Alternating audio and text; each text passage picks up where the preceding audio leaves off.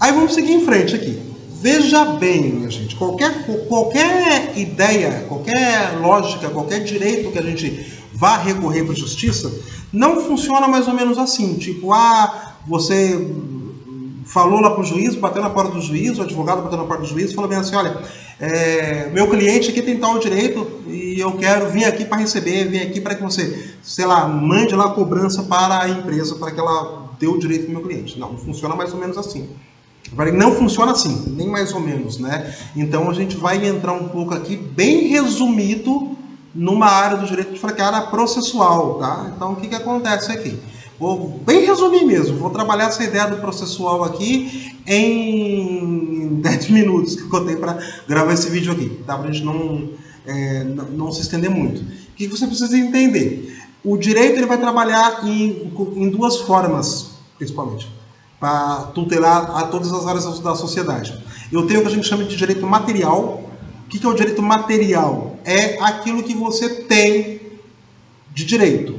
Então, por exemplo, artigo 121, que eu adoro citar ele, Código Penal, matar alguém. Aí no artigo 121 vai lá te falar sobre as formas que você tem. Na verdade, você tem, não.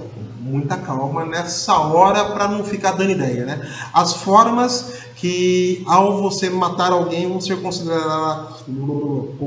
Voltamos tudo de novo. Agora foi. Consideradas crime, certo? Por quê? Porque existem então duas formas que, se você matar alguém, não vai ser considerado crime. Legítima defesa, tá? Claro, tem que se entender o que vai ser uma legítima defesa realmente. E estado extremo de necessidade. Mas beleza, ok. Então assim, matou alguém. Alguém matou alguém. Eu matei alguém. Aí eu vou ser processado por isso. Então o direito material diz bem assim: matou alguém, pena de 3 a 4 anos se for matado de tal forma. Se a morte foi foi um roubo seguido de morte, já vai ter outra pena. Se foi de tal outra forma, tem outra pena. Ok. Só que não vai chegar lá, o policial chegou, olhou e falou bem assim: aí negão, você matou o cara, vai preso e vai ficar aí tanto tempo porque você matou dessa maneira. Não. Entra-se aí então um direito processual, ou seja, vai ser feito todo um processo. No caso do direito penal, entra com um inquérito policial antes para mostrar, mostrar provas de como é que foi feito esse crime, se foi realmente um crime ou não. E depois disso, entra então com um processo, ou seja, daí então o direito processual. Porque eu estou pegando aqui diretamente o 121, que é o matar alguém, do Código Penal. Penso eu que deve ser aí o crime capital, né? Provavelmente seja aí o mais famoso que vai ter dos crimes. Como eu falei, você tem duas formas aqui que, ao matar alguém, não é considerado um crime. Ou seja, estado de extrema necessidade, ou defesa pessoal. Né? Defesa pessoal, na verdade, eu estou pensando em artes marciais, né? Que coisa estranha nesse momento. Na verdade, legítima defesa, que é o que eu quero dizer. Então o que acontece? Nessa situação hipotética que eu vim a matar alguém, eu sou preso, aí eu vou ligar para alguém me defender, para o advogado me defender. Quem for da área, principalmente, né? Você não vai ligar para o advogado da área de direito empresarial para o cara ir lá te defendendo na delegacia, né? Não vai dar muito certo. Você pode até ligar e o cara pode até ir. Se vai dar certo, na verdade, é outra história. Prefiro não comentar sobre. Agora, o que acontece? Você teve... o advogado falou, ele vai chegar, vai perguntar para você como é que foi, coisa e tal. Por quê? Daí, então, entra-se com uma primeira peça e o advogado vai contestar essa peça. E aí ele vai dar suas alegações para a pessoa, então, na verdade, não matou por causa disso, por causa daquilo, coisa e tal. No direito do trabalho, vai funcionar dessa mesma maneira. Como assim? Então, vamos pegar um caso concreto para entender o meu direito material. O meu direito processual, na verdade, perdão. No direito material, olha, estou vindo trabalhar. Como eu já falei para vocês, hoje não necessariamente porque está chovendo, mas em dias que não está chovendo, eu venho praticando ciclismo, né? Venho de bike.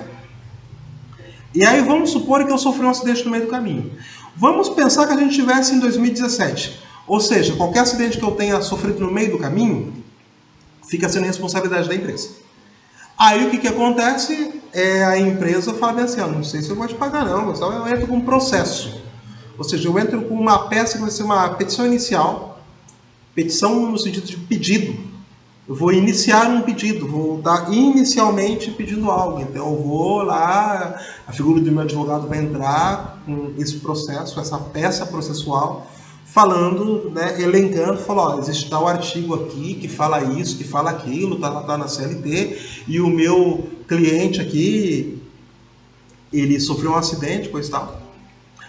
Só que, e aí vai pedir isso para o juiz. Só que assim, não é necessariamente pediu, tá na lei, beleza, bate o carimbo e vai. Não. A empresa ela tem direito também a estar se defendendo, digamos assim, entre parênteses. Estou colocando entre parênteses por quê? Porque a palavra correta é falar que a empresa pode contestar. E aí a peça, na verdade, é exatamente essa, chama contestação. E aí fiz questão de fazer esse vídeo aqui trabalhando de direito processual para vocês entenderem um pouco como é que funciona a ideia da justiça, a ideia do direito, para a gente não ter simplesmente aquela visão de que funciona muito lerdo a justiça, a justiça tem A questão é que para você condenar ou absorver alguém é necessário ter todas as provas, é o que a gente chama de devido processo legal. Então, vamos supor agora eu vou para o outro lado. Eu já não sou mais aquele que sofreu o acidente. Eu sou o advogado Lins Vasconcelos aqui e eu vou fazer a contestação. Bom, estamos antes de 2018, ou seja, ainda é um direito do trabalhador que sofreu um acidente no meio do percurso para o trabalho, ele receber as suas indenizações. Só que a primeira coisa que eu estaria pensando, pera lá, a empresa paga vale transporte. Ou se não paga o vale combustível, né?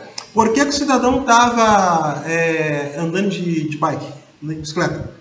Certo. Ou seja, existe um risco que o ciclista ali estava se colocando ao ir para o trabalho que não era necessário. Por quê? Porque ele poderia estar indo com um pouco mais de segurança, digamos assim, para o trabalho. Ou indo de carro, ou indo de ônibus.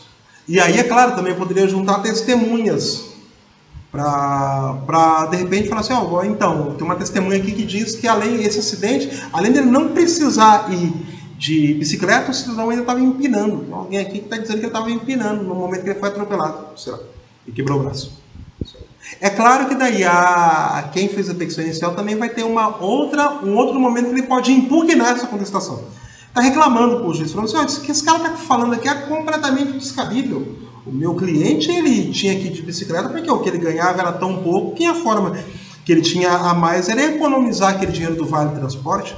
Se o juiz cai nessa ou não cai, não sei, mas pode ocorrer. Então percebe, trava-se na verdade, o direito processual ele trava, é um diálogo que é travado, só que de uma forma mais, como é que eu vou dizer assim, em formato de lei. Não é aquela conversa de Facebook, lá de Twitter, que você está um xingando o outro lá, simplesmente do jeito que bem entende. Opa, beleza. O advogado ele fez uma petição inicial. O juiz olhou, ele vai olhar para outra parte. Fala para a outra parte. Eu tenho alguém que está pedindo tal direito. A outra parte vai e contesta. Eu falo, então, ele falou que a culpa era tua. Aí você vai e impugna. E aí, depois, o juiz, então, ele vai ler tudo isso, menos teoricamente, e vai olhar, e aí, então, vai dar uma sentença. Essa sentença que vai dizer se é ou não cabível aquele pedido, certo? Ou seja, observa que, ao olhar para o direito processual, a gente vai entender que não é simplesmente porque você tem um direito que necessariamente você vai adquirir esse direito. Certo? Existem coisas que você vai adquirir naturalmente. Descanso semanal remunerado. Isso é algo natural a ser adquirido. Agora, tem outras partes do direito aqui que a questão processual, então, vai dizer se você tem, de fato, esse direito ou não tem esse direito. Certo? Por quê? Porque você pode, na verdade, ter um abuso quando você está pedindo esse direito. Você não tinha, de fato, a negligência foi sua, na verdade, para você deixar de ter aquilo e você acabou aí se querendo aquilo que não é seu. É claro que aqui, na situação hipotética, como estamos falando, esse direito de ter do deslocamento, isso era antes da reforma trabalhista, tá? Agora, na reforma, independente de como foi feito o seu se acontecer um acidente sim ou não, já não é mais obrigação da empresa, agora já fica sendo uma obrigação exclusiva do trabalhador. Beleza? Já tem mais, galera! Uou.